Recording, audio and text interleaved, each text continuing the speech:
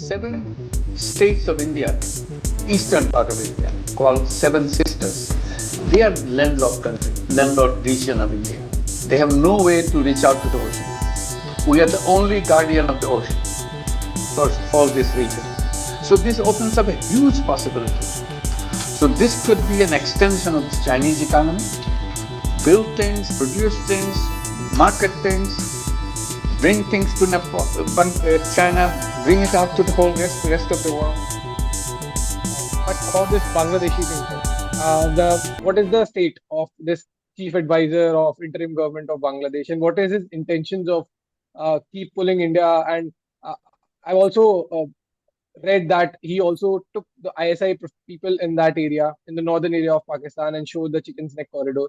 So why is continuously pinging India over there? Just because of Sheikh Hasina or something else? Oh, you see, what has happened is everywhere in the world today. Um, I've been hearing about this a lot about Yunus and why he behaved. Yunus was always a detractor for India. He always never agreed with anything to do with India. He did not want Sheikh Hasina to be close to India. So the problem is that Yunus was always anti-India. There's nothing new about it. Right?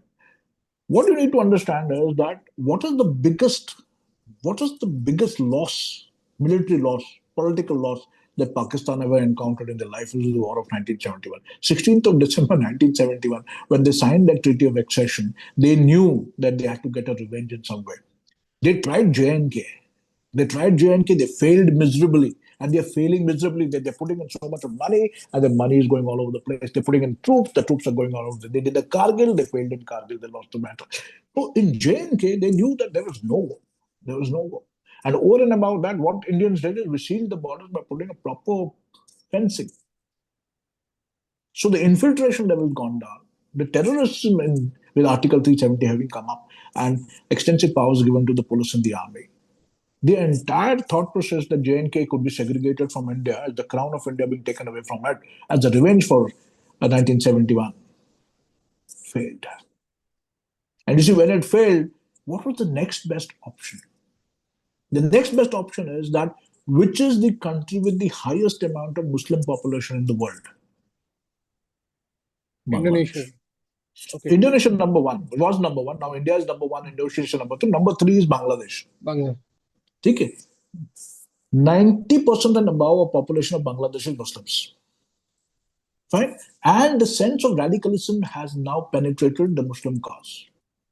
The kind of Islam that you're seeing in Bangladesh is aggressive Islam. That means it is Islam going the radical way. Why do you think so many temples were being destroyed, Christian churches were being destroyed, Hindus were being bought and beaten, Hindu girls were being raped and molested? Right? We saw it all in the media, we saw it all on the news, and the army was there, the police was there, everybody was there, nobody tried to stop it. Now, suddenly, they have now started speaking because they realize that the electricity to them has been cut. That the textile industry will go into dumps without India supporting them.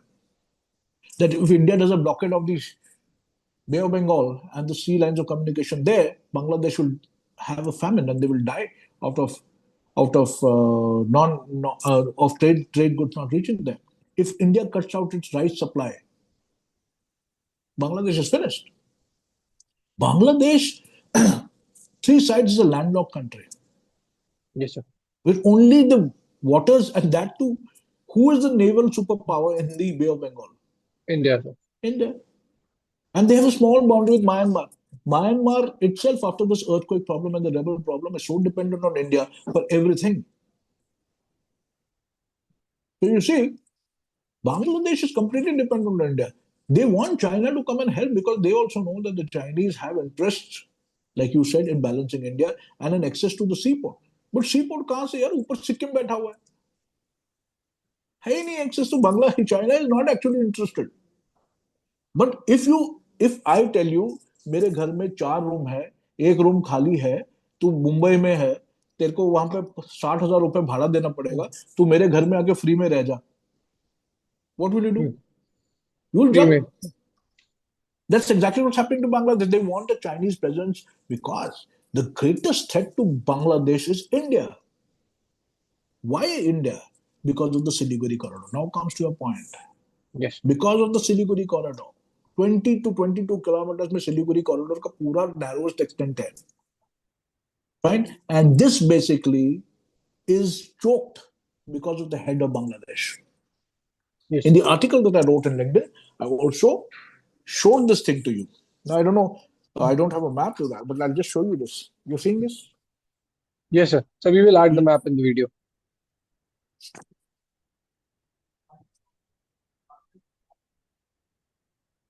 So if you actually looked at Bangladesh, why is the Siliguri corridor getting choked? It is only because of the top portion of Bangladesh, the crown of Bangladesh, Bangladesh. which includes Thakurgaon, Saidpur, Rangpur, Dinajpur. Yes. And within that, they have an ALG also. It is heavily bordered and heavily militarized. Because at any given time, Bangladesh has this fear that if you see the entire threat matrix to India with its borders being considered, once you have the western border, and then you have the northern borders, and then you have the eastern borders. Eastern Bloc. Fine. All the threat to India's arm is to the northeast, and it is choked by the Siliguri corridor. This is the choke point. This is the greatest sensitivity. This is the greatest vulnerability. Any other country, what would they have done? They would have catered for adequate amount of depth so that this vulnerability of ours is not threatened.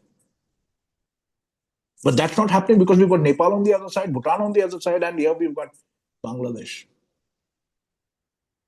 And Bangladesh somehow fears that at a time with India showing a lot of strength, there might come a time where we dissect The Bangladesh. Okay. the entire thing and increase the Siliguri corridor in such a manner that the Siliguri corridor is not a threat to anyone. Why was Doklam in the news in Bhutan? In 2017, the Chinese went there to sit there Why did the and Chinese looking at come there? for the Siliguri corridor. To get as close to the Siliguri corridor as possible. The entire highway through Nepal coming to Nepal's eastern border from China. Why is it coming to Siliguri corridor? What business does China have in Siliguri corridor? Even the Chinese know that if they have to tweak India and trouble India, they need to be a threatened being to the Siliguri corridor. Yes. So if I'm a threatened being and I manipulate the entire borders of the Siliguri corridor in a manner that I can at any time access it with minimum amount of strength, building up to a major force at a later time, and through a threatened being, you as it is choked India.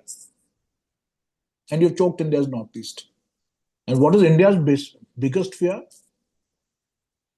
Losing the northeast. Northeast. Yes, sir. And why is Cutting that? off. Because Arunachal is disputed. Yes, sir. The demographic situation in Assam is taking a beating every day. Manipur today is in chaos. Chaos. Nagaland itself runs parallel governance. The Mizos don't even consider them Indians because of the affiliation to Myanmar. Yes. Tripura has a huge influx of Bangladeshis. So you see, everybody knows the geopolitical situation or the internal situation within the Northeast. And it is ripe for exploitation. The problem is that we need to strengthen this, and Bangladesh fears the only way that India can strengthen the Northeast is by extending the Siliguri corridor so that no military operations are possible where the intention of the aim of the military operation is to choke the Siliguri corridor.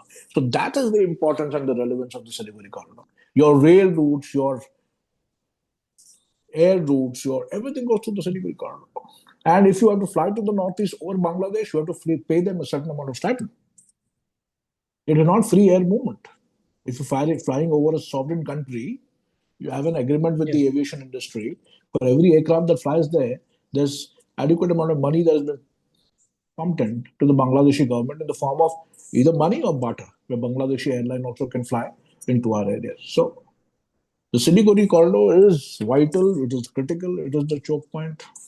And we need to as Indians ensure adequate amount of depth to the Siliguri corridor so that at no given time whether it be Bangladesh, China, Nepal, Bhutan, or anybody, can ever exploit this choke point.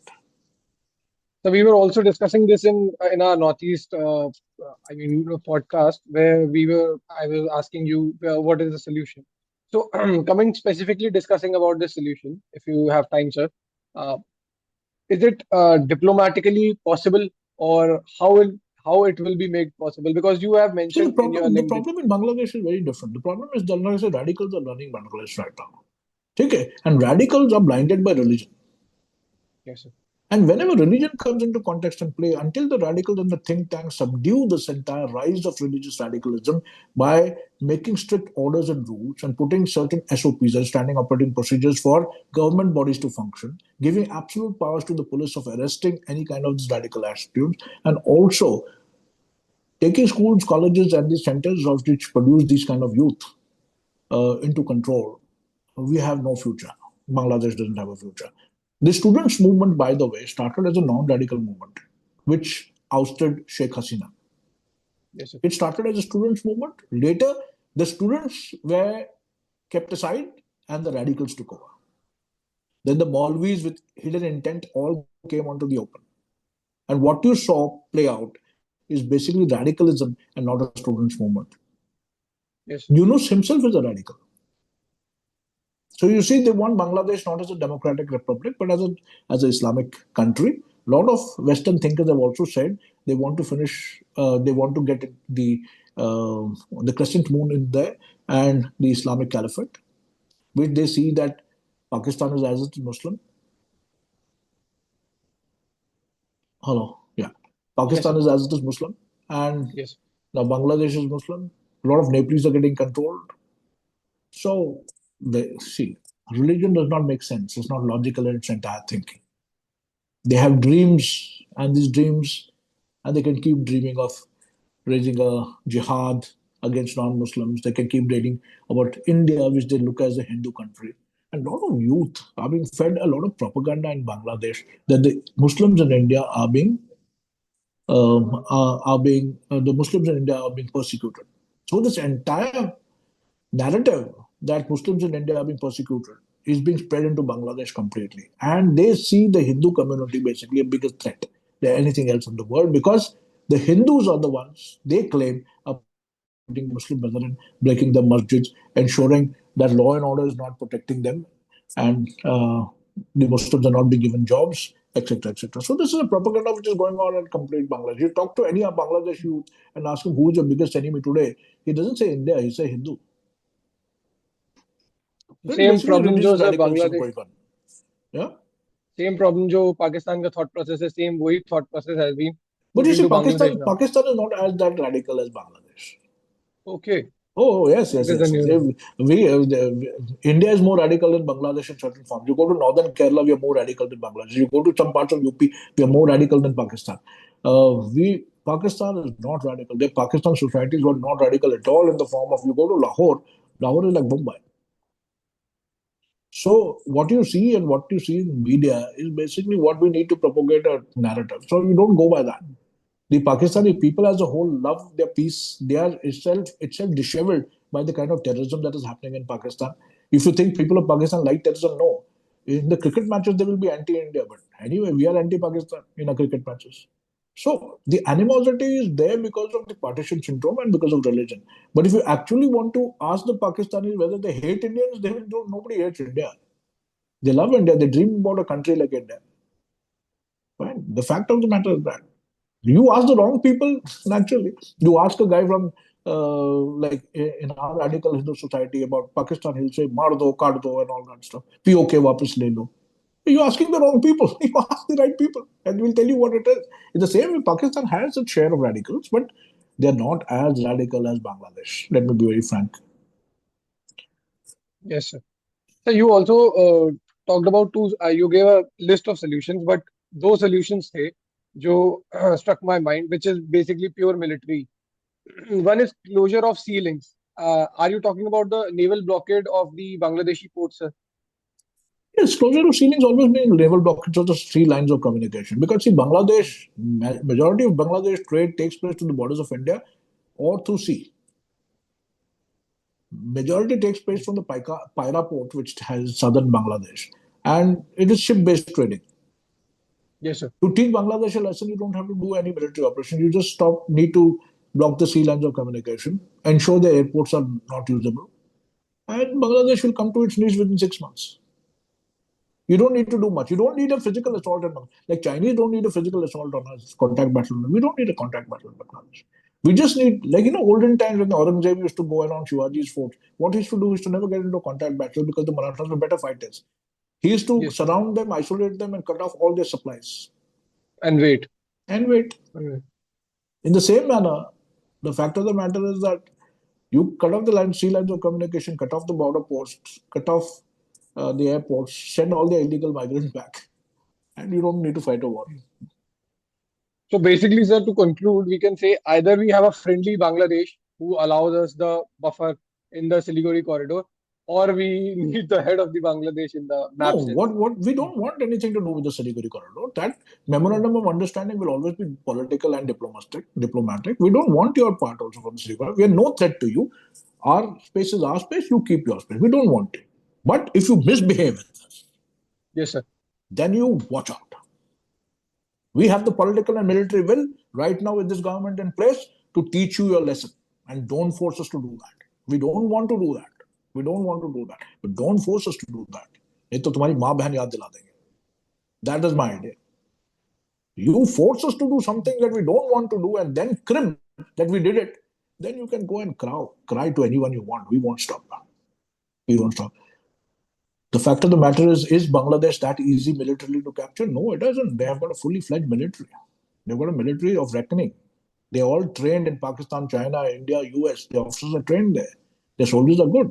And it is basically a riverine terrain, which is the most difficult terrain to operate in. You see, our equipment like our tanks, our ICVs and all will not be able to move also because you need amphibious-based equipment there. But this time, we block the sea lines of communication. We use air if it comes to war. We don't want to fight war with Bangladesh. Bangladesh has been a good neighbor. Your political upheaval that has taken place, sort it out yourself. But come to a settlement as soon as possible because India poses no threat to you. We do not want your land. We do not want to take an inch of your land. Yes. But at the same time, don't push us in a manner that constantly we are made to look like a useless nation. That won't happen anymore. That won't happen anymore. We'll not take it lying down. So just one last thing, if you can tell us in brief. 1971, we helped Bangladesh create its territory from Pakistan. The radicalism, the Islamic radicalism was there at that time only. And but the reason जो ये change हुआ है mindset का against India was it present at 1971 as well? या फिर there is no sympathy और एक kind of brotherhood भी नहीं है with India कि they helped us in creating a separate nation. Now they hate us. They hate us because, at the same time, what you have to understand is that in 1971, we Indians did what we did for them.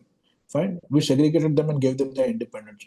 The present generation that does not realize this, does not even hold it because they feel that they are Muslims and Pakistan is the other big Muslim nation. Fine. They have been sold dreams about Pakistan. Fine. I hope there are something called as Pakistani widows still living in Bangladesh, where Pakistani men, soldiers used to go and have babies with Bangladeshi women, Yes, and their children are already existing there. All that is there. But the fact of the matter is, what has India done for Bangladesh after that? Except for supplying electricity through some electrical companies and providing a certain amount of rice and being a consumer of even textiles from Bangladesh. India doesn't consume textiles from Bangladesh. Textiles from Bangladesh go to the European countries and to the US. Because we have our own beautiful textile industry that is quite good enough for our own internal consumption. So you see, we have done nothing strategically for Bangladesh. Nothing. So that is the word which has been utilized by Pakistan to create anti-India sentiment. Absolutely. We created an identity for themselves, but after that we have not helped them in any manner. Secondly, even if we've helped them, that is very minuscule. Thirdly, the fact of the matter is they feel that India interferes with the governance of Bangladesh because Sheikh Hasina was very friendly to us. Yes, sir. And finally, this propagation of and rise of the radical Hindu is what is affecting them because this is being played by the ISI as the greatest propaganda to the youth in Bangladesh, saying that all Muslims in India are being persecuted under the Modi government, under the banner of saffronization. So So this is why, yes, this is why. Pakistan is reclaiming, kind of trying to reclaim the space again, which was They, theirs in 1947. yes, you see, and religion is something that binds these people. And Islam is a religion of, binding. It's a religion of binding. If you're a Muslim and you have a Muslim neighbor, you'll be more friendly to him. It's that kind of a thing. It is human in nature.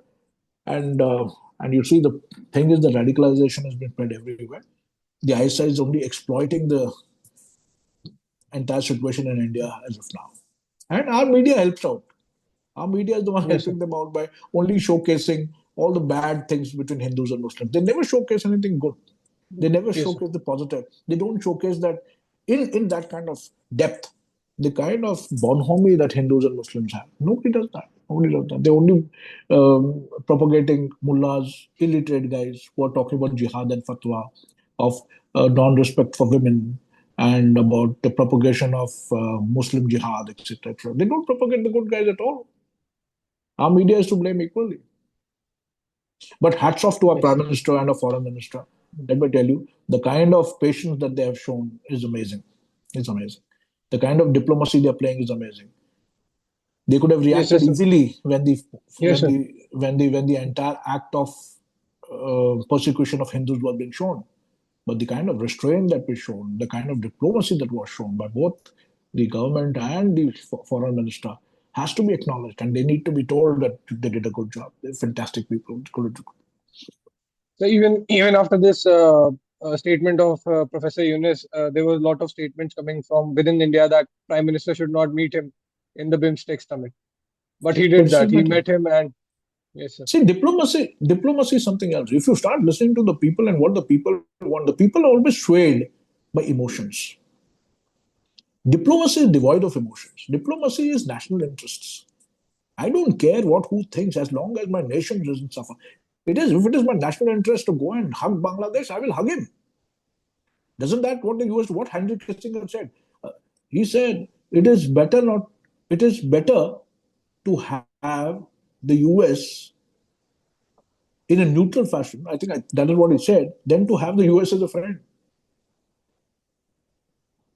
You see, the fact of the matter is that initially the entire disposition of what happened in Bangladesh is blamed on the US. Yes, sir. And now suddenly the US has his own tariff business and Trump has come into power. He's not interested in Bangladesh at all because he's not even looking at the larger picture of enmity in Asia. So what has happened now? Suddenly the Chinese have come into play. First it was the US, now the Chinese. Nice. The US has taken a backseat. So what is actually happening in Bangladesh is Bangladesh wanted to get the US in to get economic stability. That didn't happen with Trump coming in, so they got the Chinese in. It's all about economics at the end of it. Yes, but Yes, sir. Bangladesh has to deal with its own religious radicalism soon and fast before they destroy themselves as a nation.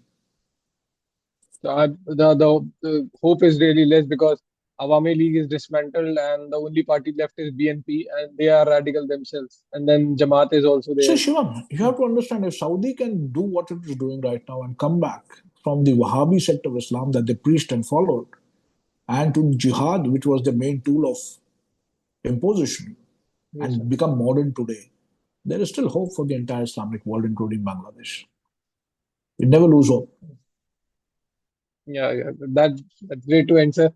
Thank you very much for your explanation, sir. We'll do that. Bye. Thank you, sir. Thank you. Bye bye.